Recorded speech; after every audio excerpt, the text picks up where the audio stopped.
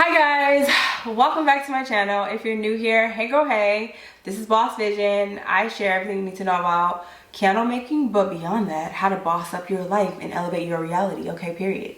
In today's episode of what Talisha did after she quit her 9 to 5, I wanted to give you guys top 10 things I wish I would have done or would have known prior to making this, jump. If you didn't know, first time to this channel, I quit my job October 2021. I was making like 140K a year in tech sales, and I quit to follow my passion for candle making. So this video will be all about what I wish I would have known about being an entrepreneur. And if you like this sort of content, make sure you subscribe, give it a thumbs up, comment down below, keep it engaging, all right? And we're just gonna jump in. All right, number one, I would definitely say I wish I would have known the value in self-concept when I quit my job. I was killing it. I was doing really well in tech sales, like exceeding expectations and doubting myself the entire time. Like I had to hear from other people to say, oh, you're doing great. I'm like, what? And then I had this whole mental loop about my boss who was really jealous of me. I had a mental loop about her winning. I was like, she's going to take me down. That's what my thought process was. And so I let that get in my head and get me out of that job, which I think was damaging overall. So I'd say improving your self-concept can change your likelihood of making poor choices. And then beyond that, with self-concept, even in a poor choice, it can enhance your ability to bounce back. Because even though I have some reservations about quitting my 9 to 5, just thinking I could have kept fighting, I could have like reached out to HR, looped them in with her or whatever.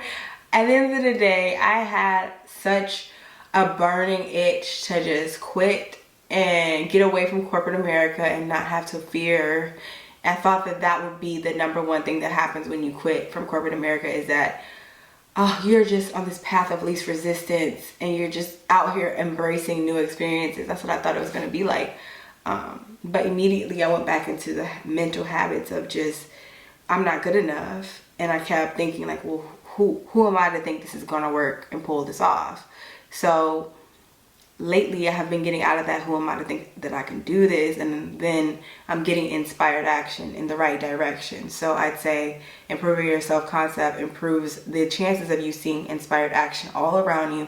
And by inspired action, I mean things that you can do to live up to your dreams. So once you think that you're worthy of them, you get more thoughts in that direction. But if you think you're not worthy, you get more thoughts in that direction.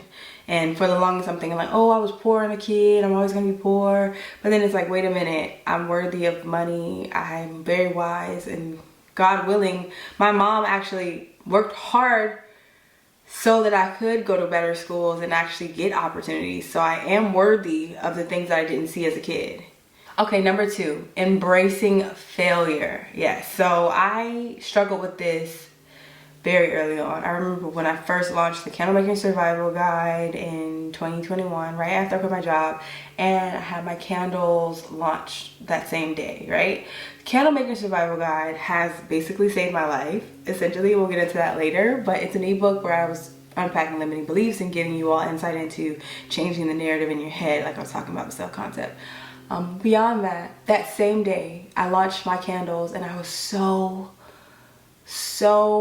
discouraged because I got like 2 sales that day. I was like, what? This doesn't happen to me. It's Black Friday. Like, what is wrong with me? What do I need to improve?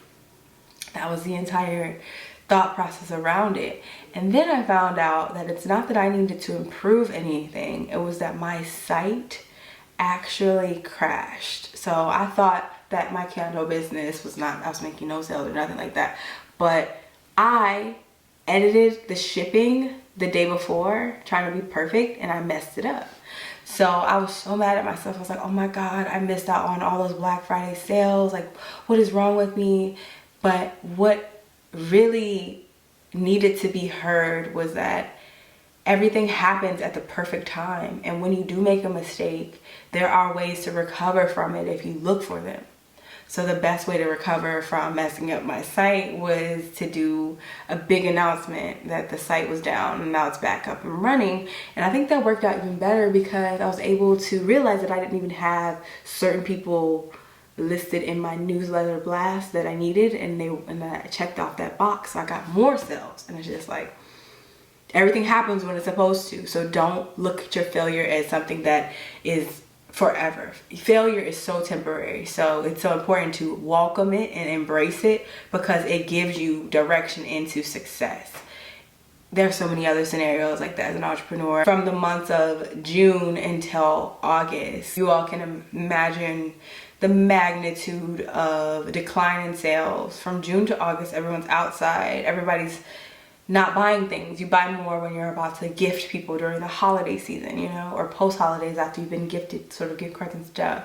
So June to August was like the spiritual warfare, I'd say, for me, because I was just doing what I normally do, but I wasn't getting the results I normally get. And it was because as an entrepreneur, you have to be upfront with yourself and aware of the fact that success is fleeting. Like, you may be thriving today and you'll have 0 sales the next day. You just have to learn to be content and learn how to pivot and find things to do in your time while you're waiting for that next big successful moment. Also, another key element of embracing failure would be dealing with the fact that your content is going to suck for a very long time. I thought when I quit my job that everybody was just going to love my content because I was trying so hard, but it's not that your trying needs to be improved. It's just literally, it's not about your effort. It's about your willingness to switch it up. Because I thought that posting every day on TikTok would make people like my TikToks, but it's like, you have to switch up your approach. You can't just be making something that people don't want to see consistently. You have to switch up what you're doing to meet your intended demographic. Number 3, networking. This is something I really wish I would have done before quitting my job. Like, before you quit your job, you need to have a network of people who are doing the same thing you're doing. And then you need to have a network of people who are willing to help you with what you're doing. If you don't have those two, don't quit your job. There's no reason to remove a stream of income without knowing that there are going to be people who can help you with your new career. So just because you decided to be your own boss doesn't mean that you're not embracing mentors or funding sources. If I could do it over, I would have definitely connected with more candle business owners that are not seeking my advice. To be transparent, I am overextended in that regard. I'm always giving answers, but I really long for someone who could just give me answers, and someone who could give me advice from a leadership standpoint. Because even though you are a leader, you need leadership to adjust yourself, but you don't have to emulate someone else. You could just get inspired by them and create your own. Okay, number 4, releasing control. This kind of goes back to embracing failure, but it's very different because it kind of deals with the challenge of wanting to over-identify areas of improvement and add anxiety to your passions. Like, I found myself getting discouraged about my content and just wanting to quit. To be honest, it's so hard to be aware of the fact that you didn't have this idea for no reason. You didn't get this opportunity, space and opportunity for no reason. Typically, if you have the means to quit your job, God has put in position for you to actually do well. So you have to sit back and literally let go of your previous beliefs of how money is made. And then you have to let go of your previous beliefs of how you work. So I'm sure you all know that in a 9-to-5, you come in at a consistent time, you complete similar tasks, and then you see a check at the end of the week. However, as an entrepreneur, every day looks different. You may need to do more work on Monday than you do on Tuesday. You may have a full 12-hour day on Monday where you have a 2-hour day on Tuesday. It depends. And just giving up that control of your schedule can be a game changer for you to identify when you need to apply more pressure. Like,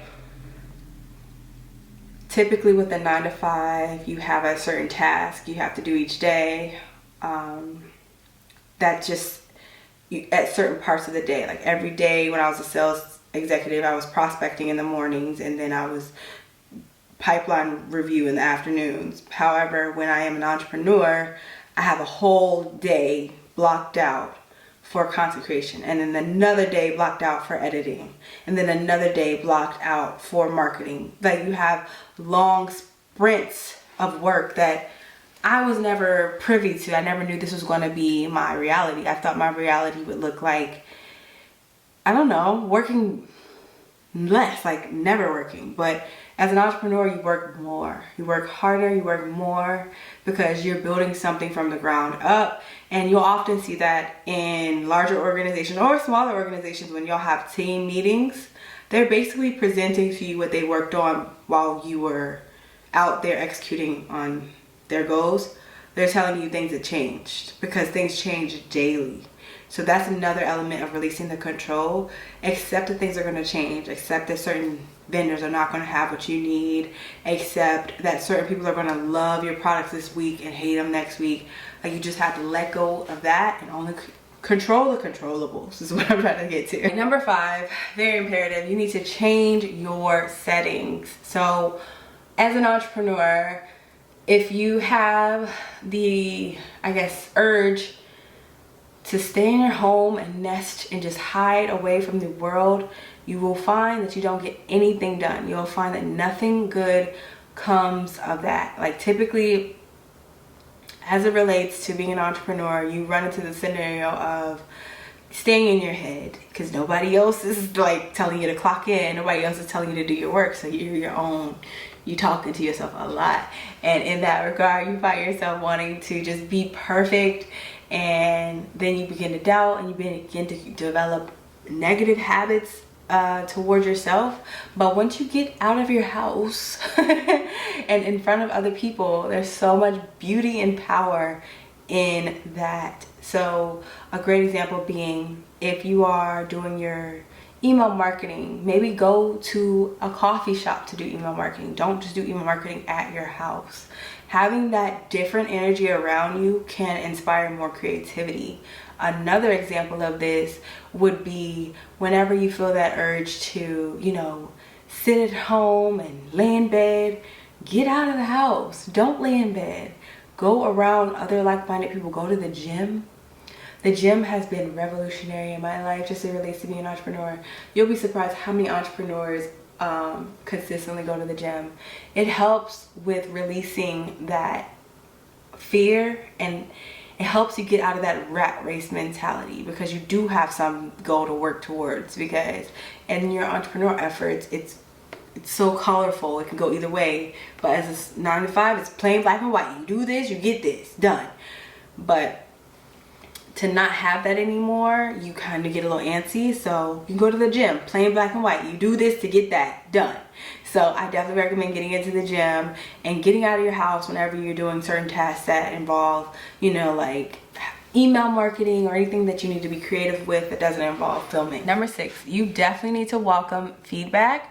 It is so imperative to have thick skin and be open to anyone's advice. That's something I really wish I would have done in my 9 to 5. In my 9 to 5, I was so sensitive because I worked so hard for it that every time I would get feedback, I would take it personally. And I want to encourage other people, I don't know if you struggle with this, but never take feedback personally. Even if it was meant personally, like they're coming for you, don't take it like that, because there's so much opportunity in feedback and critiques. You can learn so much from just being open to asking for help. But there has to be a balance between asking for help and other people trying to tell you what to do. Like, there's a happy balance there of just being open to advice from a distance, because it can go in a negative direction where you find yourself being influenced by someone who doesn't have your best interest at heart. So very, very important as a 9 to 5 or as an entrepreneur to look at it from a standpoint of, I'm willing to hear what you have to say, and I will interpret it and make those updates according to what I think I should be doing. Always know that your voice comes first. Never think that someone else's insight will impact your business 100%, because it may not. Like, I remember it's just thin line. Like, some people will want to give you their advice from their own experiences in life, and some people also will hinder you from their own experiences in life. All right, number 7, you need to develop routine. Very important. I don't know if I've ever mentioned this on I think I mentioned it on live, when we go live, but as an entrepreneur, if you don't have routines in place, like, you don't have anything. You have nothing to fall back on when you feel that gray area of doubt. Because it sneaks in. Oh my God. Like, doing everything alone. Oh my God. You have to have a morning routine. My morning routine involves making my bed every morning and then placing gratitude to God. So this is unique to my experience. You could take this if it would resonate with your life, but I have a journal. I've had a journal for 4 years where I just write, "Dear God, thank you for," and I just go through all the things I'm grateful for from God. And I always say thank you for my peace. And ever since I've said that 4 years ago, I've always had peace. So when I say peace, I mean in terms of with relationships, I've always had peace, even involving getting away from my toxic family. Like, every time I always say thank you God for my peace. And ever since I've said that, He has never left me. He has never made me have to be near them. Like, God makes everything happen. This is about to be a religious video. But God will make your life so good once you come at it from a place of gratitude. And I guess in terms of routines, developing a strong relationship with God is king. You have to have a strong relationship with God, or else as an entrepreneur, you don't really have any control over your life. And God gives you that grounding peace of mind and trust, and knowing that, okay, I'm on the right track because God sees me. I'm on the right track because of my relationship with Him. Even beyond, okay, I make my bed, I place gratitude to God. I always make sure that my hygiene is up top tier, making sure that I feel really good about how I look, feel really good about, like, working out, making sure I feel good about my health, because these little routines create larger, positive, inspired actions. Typically, if you wake up in the morning, you don't make your bed, you don't do anything, you don't talk to God or nothing, you just try to freestyle your life, you're coming from a place of your ego. You're just thinking about what your ego wants next. What does your ego want to do next? How do I, keep going? But if you just take away that urge to come from a place of ego and just go with God, then you're able to operate in His will in the way that He wants. And then, even then, when you take care of yourself, it shows that you're willing to be in the receiving mode too, and you begin to receive more revenue. You begin to receive more opportunities. All right, number 8 is very unorthodox, but you need to celebrate your small wins. It's crazy. Like, I've been my own worst critic for this last full year. I'm just like, what else can I do to improve? How else can I do better? Oh my gosh, should I just get another job? Like, I need a new job. I'm scared type stuff, right? But if you take the time, even weekly, it could help. Just think about everything that went right. Then your mind opens up to more things you can do in that direction. Just back to the mental loop I was talking about earlier. Like, for instance, for me, last week I posted on YouTube every single day. That was a small win. Really meant a lot to me. I found a way to inspire people to create bundles, even though I was inspired by another creator, and now I've inspired others. So that's the second small win. I feel like those little wins help you create more. So it's so important to take the time to celebrate them. And that could be just as little as, a nice dessert, your favorite dessert, or a glass of wine. Or even bigger than that, it could be like just giving yourself a spa night, treating yourself like, oh, I did so good. Let me do a self-care spa night. Our habits really shape the way that we show up in the world. So if you're looking at your content like, I'm so bad at social media, I can't do social media. What else in your life have you limited yourself from? Like, think about the little things you do that you have limitations around. Like, what else? Is it your health? Is it in the gym? What other areas have you been limiting? And begin there. Like, because that's the problem. It's not about social media. Social media is just a product of other routines. So once you have a routine in place about self-care, then you'll have another routine in place about your output. Number 9, you have to take that time for reflection. So yes, beyond celebrating the good things you do, you have to really sit with the things that you can improve. Typically, it's not that we aren't worthy, but it's just not that we're willing to do the work. The work to someone with a 9-to-5 looks like more effort, just working harder, spending more hours. But as an entrepreneur, it's not about your hours, it's about your strategy, and it's about your creativity. So within that reflection time, you can dive into how your strategy has helped you make more money, and then you can dive into how your strategy has helped other people solve problems, and then you can reflect on where you can improve. Like, is it the lighting in your videos? Does the lighting in your videos match the lighting in someone who's gone viral's videos? Does your candle have the highest quality ingredients that match the people that you actually want to compete with? Like, you have to really reflect and be real with yourself, because Black people in general, I hate to say this, but we have so many stories. Like, we have so much of a stigma around, it's so hard for me to make it, I'm not really, the odds are against me, and all of that, right? But if you be real with yourself and look at what you've been producing, you'll find areas where you can actually be better. Like, even me looking straight in the mirror, like with my YouTube content, I know I could invest in a better thumbnail like person, because I suck at thumbnails. Or even beyond that, I could edit my videos for longer. I could do so many things. And then beyond that, with my small business, there's so many things I could do. Like, I could network with others more. These are the elements that you have to look at instead of thinking the odds are against you. And the only way you're going to be able to see that is by doing those weekly reflections. So just sitting down, like Sunday night, after you cleaned your house, everything's done, you're ready for the week, sit down with a pen and paper and just put on one side of the paper the attributes of a successful company, and then on the other side, the things you've done to get there. And just be real with yourself. Don't think about it too much, just do it. Just autopilot, just like word vomit on the paper, and then look back on it, and you'll be able to uncover where you can improve. And oftentimes, odds are, it's something small. I've had so much success with like small things that I improved in my business that made big results. Like just updating my Shopify, making my pictures look better, get more sales.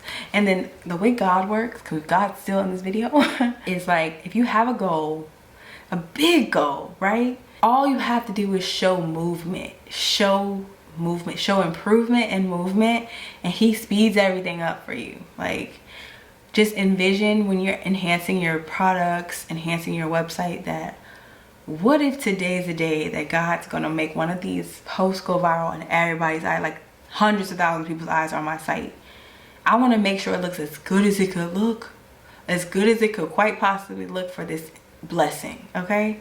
So once you prepare for blessings, more blessings show up because you are in position. And it's just like, if you prepare for lack, more lack shows up. Like, preparing, it's so crazy, because when I was, before 2020, like when I had a 9-to-5 in 2019, I was broke.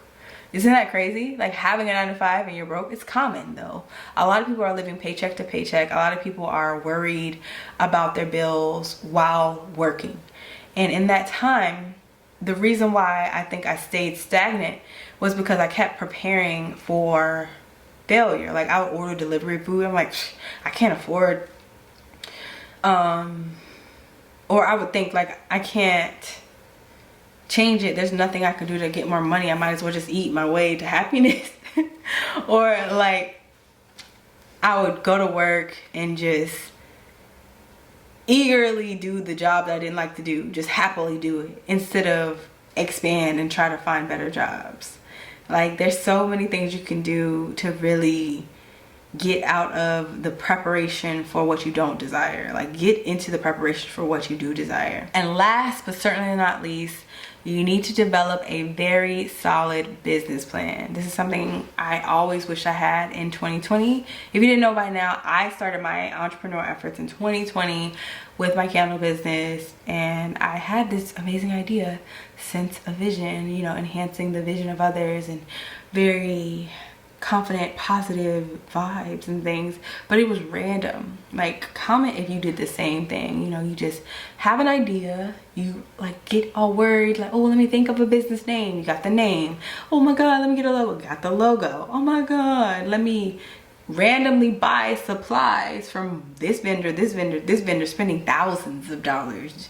You could say it, thousands of dollars. It racks up all these random little fragrances, waxes, jars, and the shipping is like $50 to $100 each. You got all these supplies. You got your business name, you got your logo, you got your Instagram. You ain't got no sales though. You have no sales, and then you just get mad, like, what is it? Maybe I'm not good enough. Why am I doing this? And it's not that you aren't worthy, it's just you're not prepared. So preparation creates confidence and results. So for me personally, around 2021, I got fed up with like failing. And plus I had a 9-to-5 at that time, and we were working on our 30, 60, 90 day. Like, comment if you know what that is. A 30, 60, 90 day was a plan of action for the next 30 days, and then the next 60 days, and the next 90 days. And in each 30-day mark, you do a reflection.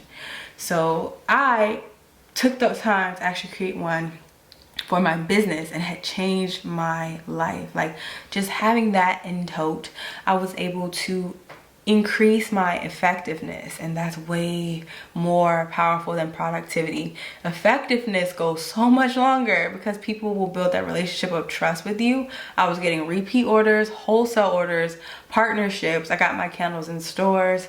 So many great things happened to me once I created that business plan, that I took it a step further, and I figured out a few other solutions for business funding. So a lot of people are like, oh my god, I want to quit my 9-to-5 and be an entrepreneur. It's like, what do you know about business? Because honestly, school doesn't teach us anything about businesses. They don't want us to be entrepreneurs. They teach you about having a job. School teaches you how to stay stagnant.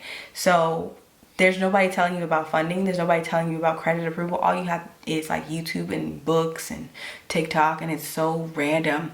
So I wanted to put all my, I guess, research in one place. So I did develop the candle business guide. Yes, it's called the Ultimate Candle Business Guide.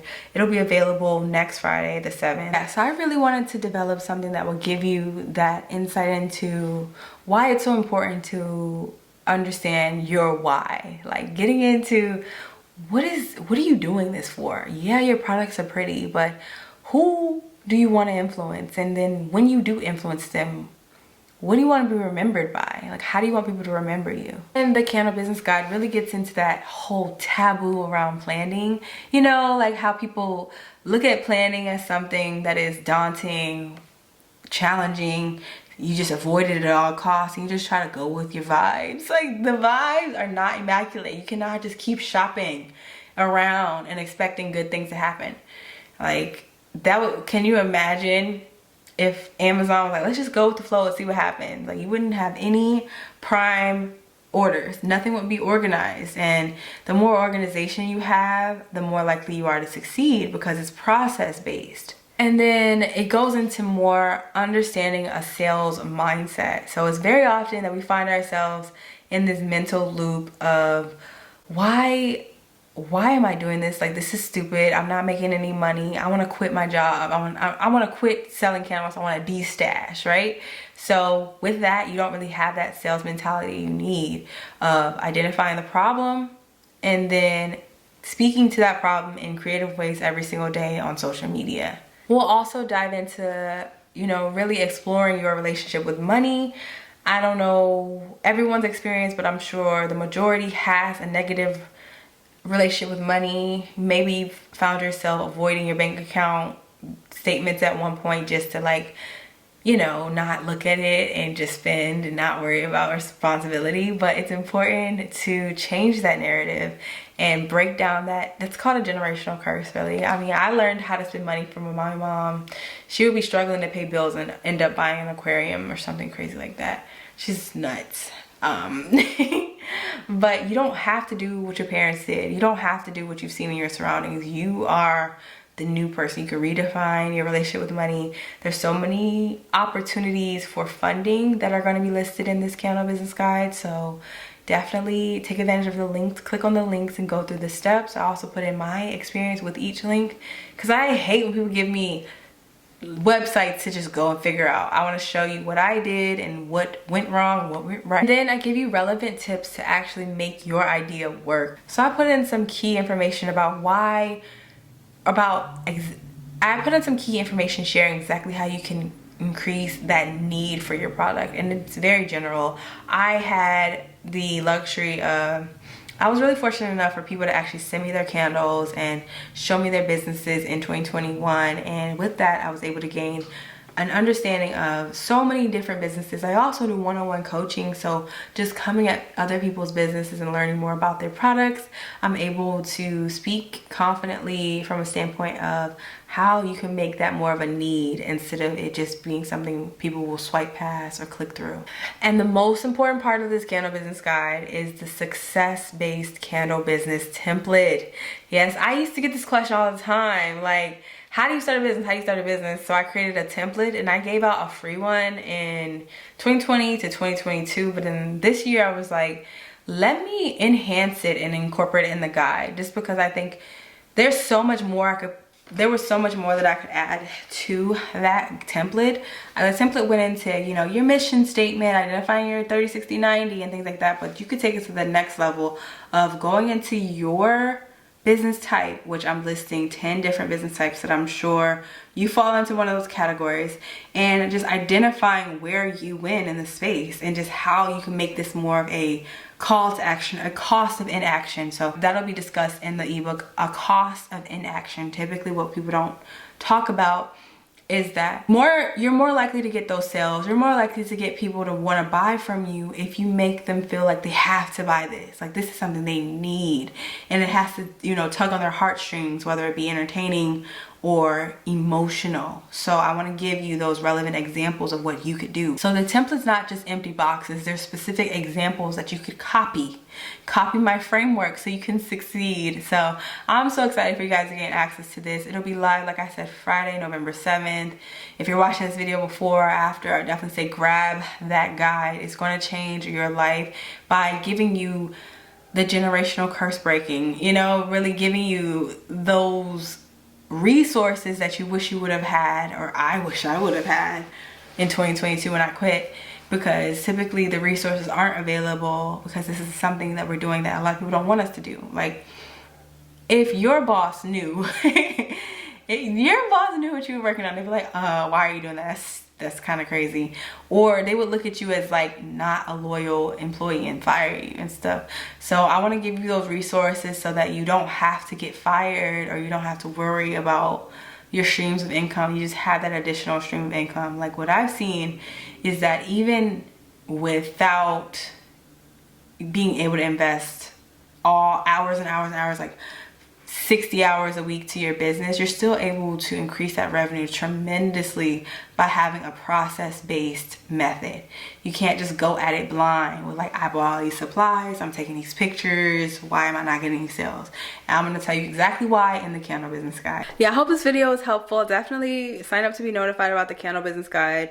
It'll be linked in the description of this video, as well as in the cards, for you to just sign up for an email notification when it launches. And I hope you all enjoy the rest of your day, your week, your next hour. Just living your purpose and love life. Okay, bye.